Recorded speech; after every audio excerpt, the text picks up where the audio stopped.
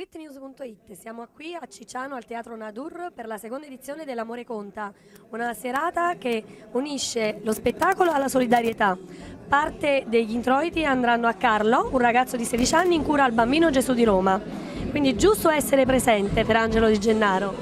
Beh, insomma, non è giusto, è doveroso essere presente, non fosse altro perché noi facciamo questa professione non per bravura, ma è un dono di Dio. E sono tutte le occasioni buone per ringraziare Dio per ciò che ci ha donato, regalato, e bisogna testimoniare, essere sempre pronti, perché dietro a qualsiasi porta non bisogna sottovalutare che ci può stare un dramma, e anche dietro la porta nostra, perché la vita è piena di imprevisti e la sofferenza ce l'ha insegnato Dio, è stato il primo Gesù a portare la croce e di conseguenza donandoci il suo sacrificio ci ha fatto capire che dovremmo anche noi imparare a portare la croce, e se impariamo a portare la croce sappiamo soffrire e sappiamo capire chi soffre. Esatto, quindi il talento messo a disposizione di chi ne ha più bisogno.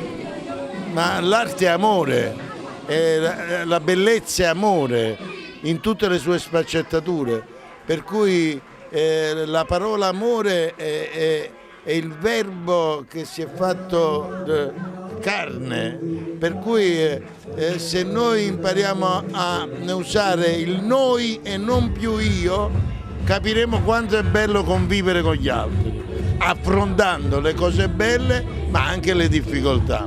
Certo, l'amore conta. Facciamo un saluto a tutti i lettori di Street News.